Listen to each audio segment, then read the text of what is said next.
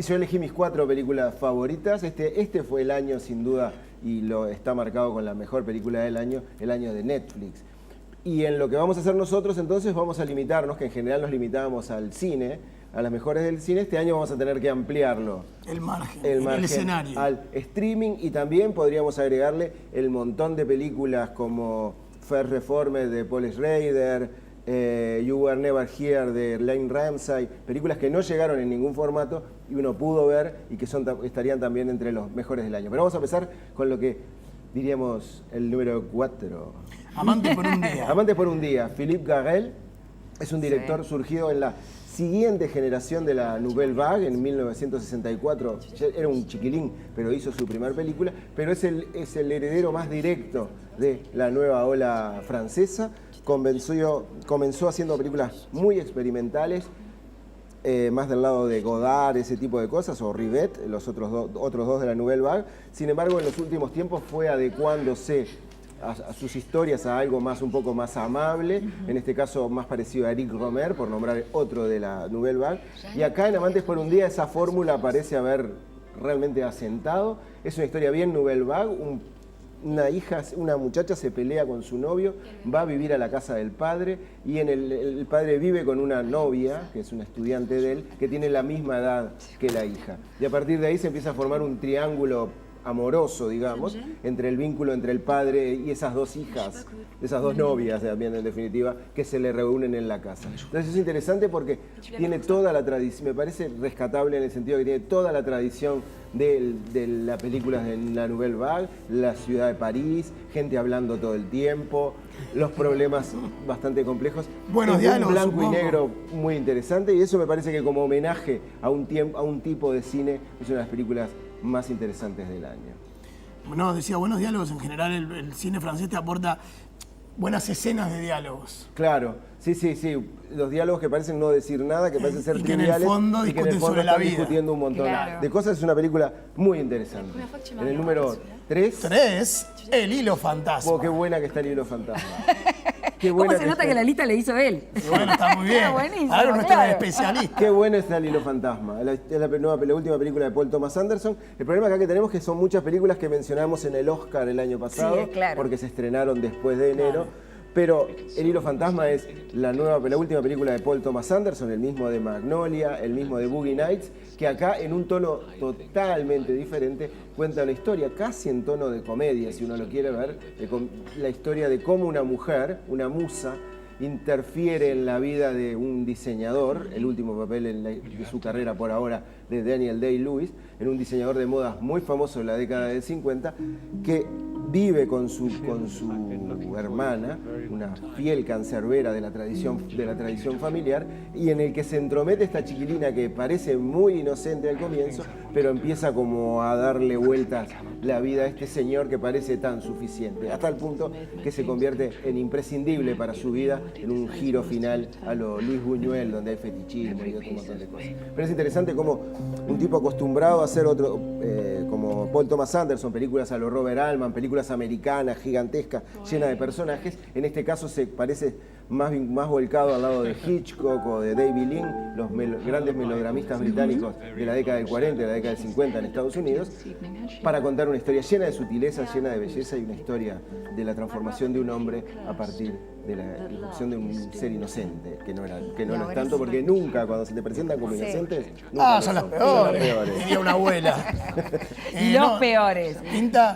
No, pero las abuelas en general tendían a pensar que Sí, venían de por lo menos en los varones. Claro, Los venían de una nietos. Con lo que cultura llama muy- la una responsabilidad de matriz las cultural, mujeres exacto. en el heteropatriarcado. Tiene pinta de ser un gran laburo de él, por lo Sí. menos en el Totalmente corto. distinto a lo que hizo en Petróleo Sangriento, que es otra película, totalmente a otro plano, pero sí, Más sí. actoral, más de composición de personaje. Totalmente más sutil el personaje, es un hilo fantasma Ahí de va. alguna manera. Bueno, y ahora me llegó el momento, porque yo Arriba. lo que disfruté con Florida Project me pareció de las películas más delicadas, sutiles, sustantiva, con un guión precioso, con una fotografía divina, con una musicalización justa, adecuada.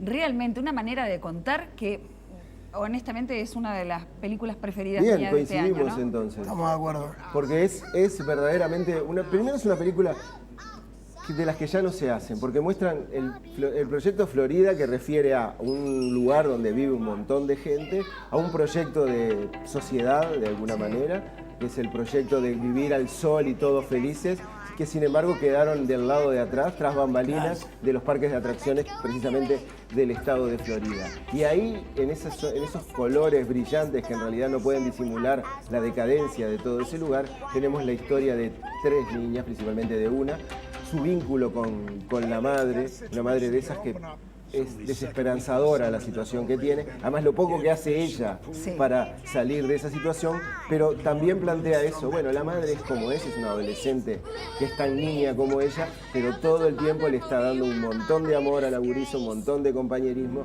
y sí, un par de malas lecciones. Y en esa dualidad está, creo que, la ciencia de la película en todo el tiempo, porque lo mismo que pasa con ese parque decadente, pero con colores brillantes, Es y verdad. la parte de atrás, ¿no? Es decir, lo patio claro y trasero lo del oscuro. color El de patio Miami. trasero también, en el caso de la madre hay un patio trasero, ¿no? Y hay 2 versiones, es una madre completamente entregada, absolutamente entregada, y también entregada a su vulnerabilidad, Total. lo que la inhabilita como madre. Entonces, es como... Sí, es porque como esa plantea dualidad eso, permanente. eso que lo inhabilita como madre, es el planteo de la película, ¿no? O sea, hay que sacársela a la chiquilina, pero no sabes si va a ser en el fondo Claro. mejor, ¿no? Y en la escena final, con cámara en mano de ella, las chiquilinas corriendo colándose en el sueño americano del parque de atracciones. Me parece una película neorrealista de colores llamativos Sí. y me parece una de las grandes sorpresas del año. John Baker es el director, ya había hecho una llamada Tangerine, que contaba la vida de los transexuales en la calle de Los Ángeles. Ahora cuenta esto, es uno de los grandes directores a atender y a mí me parece que estoy de acuerdo con Gabriela, es una de las grandes películas del año. A mí es divina película, yo la vi porque vos la recomendaste a principio de año, estabas encantado con la película, y tiene una cosa que muchas veces es muy difícil de manejar y es una extrema sensibilidad sin volverse cursi o llenarse de lugares comunes. Ese Total. equilibrio que es tan fino a veces, por lo menos, y muy subjetivo, ¿no? Pero tan fino en el cine o en la música, lo maneja con una calidad que es imponente.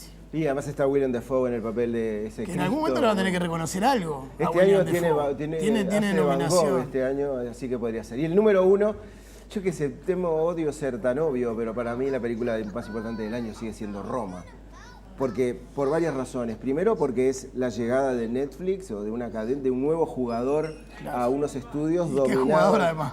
dominados desde hace demasiado tiempo por los grandes estudios y por los intentos de los grandes estudios de encontrarle la vuelta a la industria. a una industria que está cada vez más basada en los grandes éxitos. O sea, la idea, lo que Cuarón le pasó es que estuvo buscando estudios para producirla y ninguno, a pesar de que venía de ganar un Oscar, de que es uno de los directores más importantes nadie le conseguía, se la quería financiar y finalmente lo consiguió a través de Netflix, que por lo menos en lo que consiguió Cuarón, te ofrece también la posibilidad de estrenarlas brevemente en cines y además te da 150 millones de hogares, 150 millones de pantallas para la posibilidad de verlas. Es un negocio redondo para Alfonso Cuarón para contar esta historia personal sobre su infancia en el barrio, en la colonia Roma, en el Distrito Federal de México, contar la historia de una mujer, contar la historia de muchas mujeres además,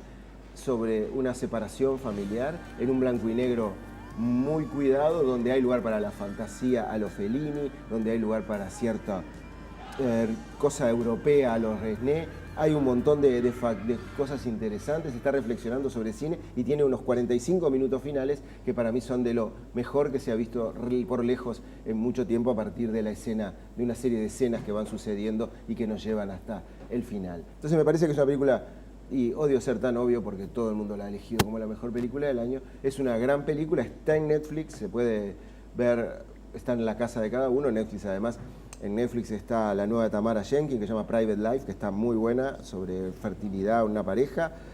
La nueva de Alicia Rohrwacher, una italiana que se llama Happy as Lázaro, la nueva de los Coen. O sea, Netflix está apostando fuerte, tiene mucho dinero y hay mucho cine. Está produciendo mucho. Produciendo mucho. Se supone que el año que viene produce 90 películas, un estudio normal produce 30. Claro, o ya sea, superó. Cualquier cosa, tienen un montón de plata para gastar. Sí, claro. Entonces, por ahí va a pasar el cine. Entonces me parece que Roma no solo es una película importante por sus valores, además si uno lo pudo ver en cine la valoró más, sino que es importante porque implica un quiebre en la distribución cinematográfica, en un paradigma que tiene ya casi 100, sí, casi 100 años casi.